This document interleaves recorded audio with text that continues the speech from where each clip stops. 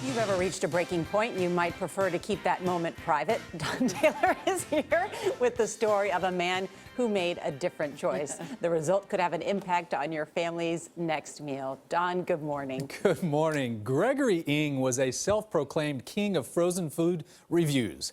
His web videos would average just a few thousand visitors each month, but it was a surprising moment of candor that turned his last video into a viral sensation. Greg's the frozen food master. Hi, welcome to Freezer Burns. I'm your host, Greg, the frozen food master. Greg Ng is one of the lucky ones who's been able to carve out a money-making niche creating videos for the web. There was really no one out there taking frozen meals and actually saying which ones are better than others. And so I wanted to be that resource. I'm Michael.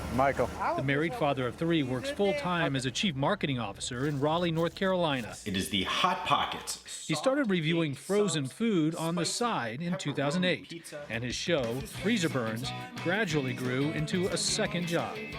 Before long, companies were paying him to feature their products.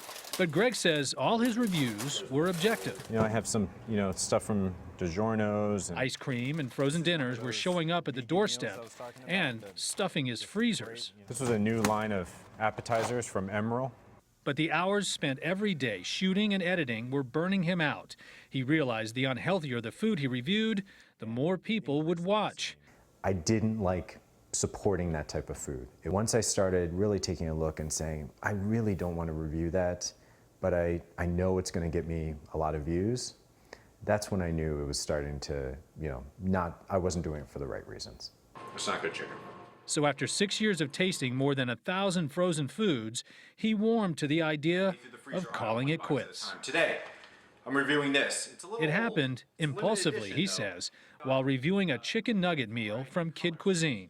This just isn't good, guys. I took my first bite, I tried to give it a chance, and it was not good, and it's just something in me snapped, and I just ran with it. I'm looking at these ingredients. I don't recognize half of these ingredients. This is horrible. You know what? I can't do this anymore. This is horrible. We should not be feeding our kids this. We should not be eating this frozen food anymore. I'm done with this. He posted the episode, and it went viral. On my phone, all of a sudden, it just went nuts. I had 274,000 views in one day.